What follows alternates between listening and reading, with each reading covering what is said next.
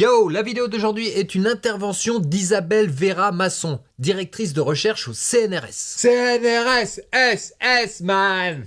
Hein? Non? Pas là? Non, le CNRS, c'est le Centre National de la Recherche Scientifique, un établissement public axé sur la recherche de la connaissance. Oh, une fierté française regorgeant d'intellectuels à la pointe de leur domaine d'expertise. Ah ben justement, moi au CNRS, je suis expert en pointe.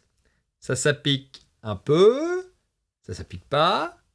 Oui. On s'attend quand même globalement à avoir devant nous méthode scientifique, fulgurance de la pensée, réel décortiqué pour une analyse précise. Et ben sur ce coup-là, non, c'est pas ça.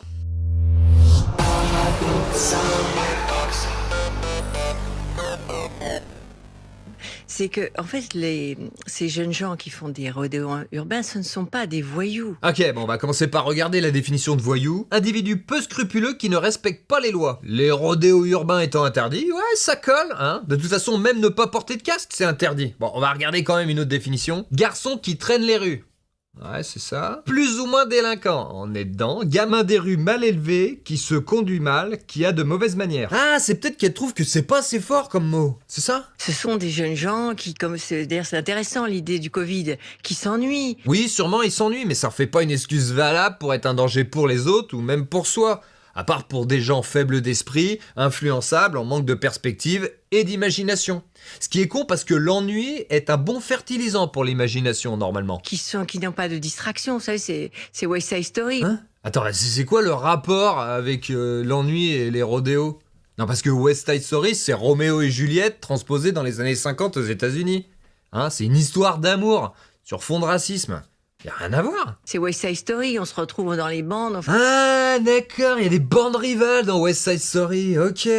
Mais c'est tout, quoi. Elle aurait pu prendre le Club des 5 ou la bande à Picsou Ou la bande de Gaza? Non, pas ça. On fait des bêtises, etc. Alors, si j'ai bien compris, faut pas appeler des mecs qui font des rodéos urbains dangereux, irrespectueux et interdits des voyous. Non, ça faut pas.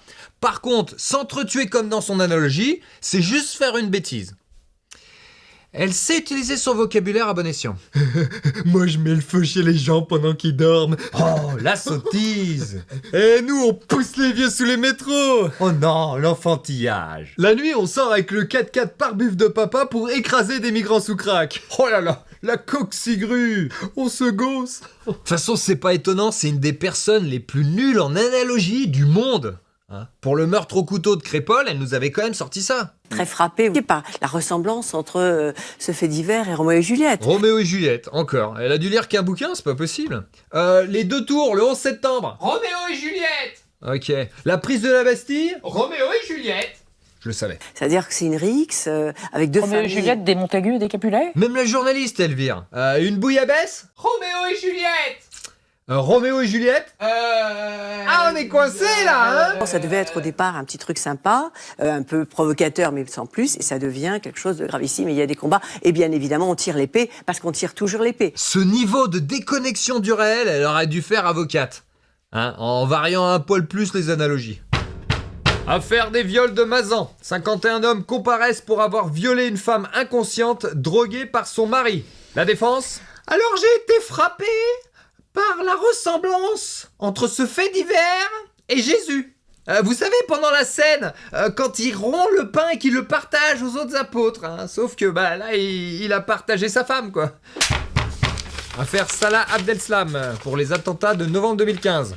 La défense? Alors j'ai été frappé par la ressemblance entre ce fait divers et la Casa del Papel.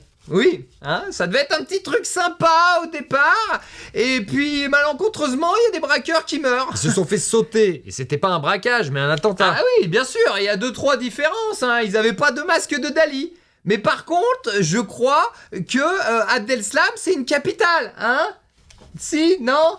Enfin bon. Bon allez, revenons à notre rodéo. Alors parfois ça a des conséquences épouvantables, et donc c'est clair, mais décider de mettre en prison ou d'être extrêmement répressif... Non mais c'est pas un peu le but de la répression ça, éviter les conséquences épouvantables? Alors parfois ça a des conséquences épouvantables, mais c'est pas pour autant qu'il faut faire quelque chose, hein? Si? Non? Enfin bon. Il n'y a pas 36 solutions pour éviter les conséquences épouvantables.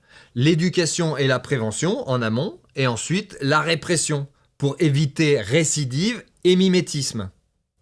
Ce qui est finalement aussi une forme de prévention. Et oui, globalement, on reproduit souvent ce qu'on a vu faire, hein, on n'invente rien. Mais moi, je m'ennuyais beaucoup, jusqu'à que j'élabore ce classement des pointes et que je rentre au CNRS. Alors évidemment que la prévention, c'est toujours mieux. Mais une fois les conséquences épouvantables arrivées, on y ajoute la répression. Sinon, on pousse à la récidive. Décider de mettre en prison ou d'être extrêmement répressif à l'égard de ces jeunes gens qui 2 ans après vont se marier, vont trouver du boulot et finalement seront des citoyens comme vous et moi. Mais qu'est-ce qu'elle fout au CNRS? Y a rien de factuel dans ce qu'elle dit, rien du tout. Ouais, en effet, peut-être que certains vont se marier et trouver un boulot dans 2 ans, mais c'est pas sûr. Et puis pas 100%. Bah regarde le rappeur cobaladé, accident de voiture, carte défoncée et délit de fuite en 2020. Il a eu que du sursis, mais il est rentré quand même dans le droit chemin. Plus de drogue, en couple avec Weshden.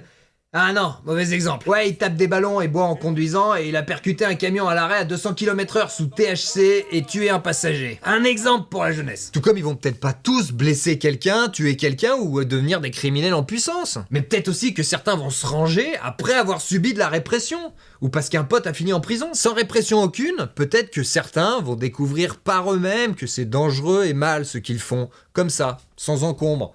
Mais combien vont le découvrir dans l'adversité parce qu'ils se sont blessés ou qu'ils ont blessé autrui? Madame Vera Masson. Hein? De quoi? Hein? Blessé autrui, Madame Vera. Ah ah. On a quand même affaire à une femme qui voulait une forte répression envers ceux qui mettaient pas le masque. Mais là, non. Non, là, eux, ils s'ennuient. Et finalement seront des citoyens comme vous et moi. C'est un peu comme le tag. Ah, encore une analogie pourrie. J'avais une amie de très bon chic bon champ dont son fils faisait des tags et c'était dangereux parce que finalement pour lui déjà je crois qu'il est Ah mais le niveau d'expression, je rappelle qu'elle est quand même directrice de recherche en communication. pour lui déjà je crois qu'il est Faut croire qu'elle a pas encore trouvé. et en même temps c'était un bon garçon. Maintenant il est marié, il a des enfants, il a un très bon travail.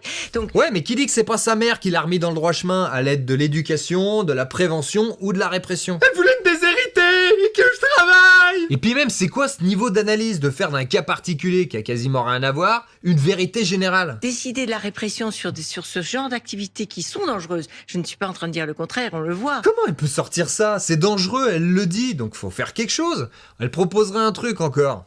Mais non, hein, je pense que ces recherches doivent encore se baser sur apprendre à communiquer. Mais qui finalement sont mises en place ou utilisées, Ça a l'air d'être un beau bordel dans sa tête. Salut, je suis son cerveau et voici ma boîte à idées. Elle me sert pas mal dès que je commence à parler de trucs et puis que je sais plus trop ce qu'il faut. Mais qu'est-ce que je dois dire? Vas-y, aide-moi!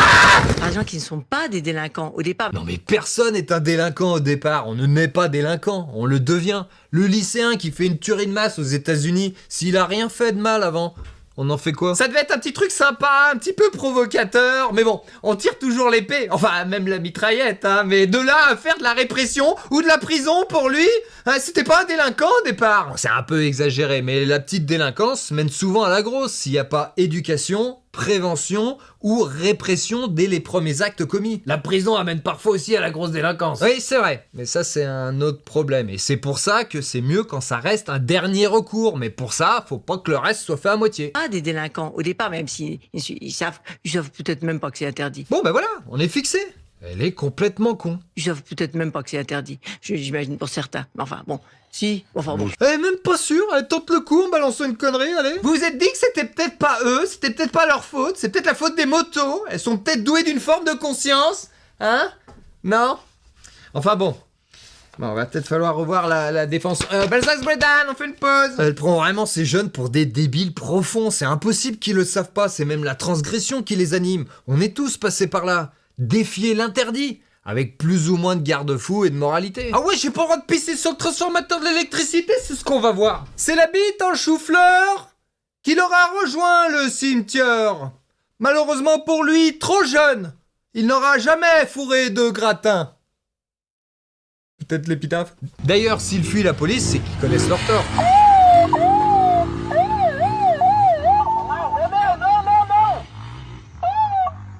Et c'est pour ça que la plupart des accidents seraient causés par la police. CNRS, SS, man. Même quand ils sont pas là, comme l'avait expliqué cette connasse cocaïnomane de niveau intergalactique. Les accidents, ils sont souvent causés par les flics qui prennent en chasse, qui poussent les riders vers la mort, en fait, concrètement. Il y a 3 groupes de coupables sur ce genre de délit. Ceux qui le commettent, évidemment, les aînés qui leur ont donné l'idée, et ceux qui leur trouvent des excuses. Quand des conséquences épouvantables arrivent, en dehors des victimes, seuls les premiers sont parfois sanctionnés. Et comme s'insurgent ces 2 militantes, c'est en effet peut-être pas normal. Surtout que si les 2 autres groupes en payaient aussi le prix, on se retrouverait sûrement au bout d'un moment à devoir faire moins de répression. Attends, tu veux dire qu'on devrait bâillonner ces 2 grosses connasses ? Mais j'ai du scotch dans la kangou ! Non, liberté d'expression. Même si c'est peut-être pas la meilleure des solutions de leur donner une si large tribune. En tout cas, ce qui est sûr, c'est qu'à chaque fois qu'un malencontreux accident arrive, faudrait peut-être au minimum leur pointer sous le nez leur part de responsabilité. Ah ouais, tout comme quand un jeune a un accident de moto sans casque en roue arrière à contresens, il doit évidemment s'en prendre à lui-même, mais il peut aussi remercier ses modèles qui lui ont donné l'envie et son frère qui lui a filé la moto en lui montrant comment faire. Pour amoindrir prison et répression, il faudrait œuvrer à l'unisson pour promouvoir prévention et éducation. Mais ceux qui cautionnent et qui cherchent des excuses à ceux qui transgressent les lois ruinent en quelques instants médiatisés l'intégralité du travail fait en amont. Pour au final inconsciemment peut-être arroser un terreau fertile à la prison et à la répression qu'ils dénigrent tant. Moi je dis allons-y quoi. Bon alors ça j'ai jamais été doué en maths. Oh Gabriel Apollatal, Il est là. Je suis Outrel, fils d'Outrel.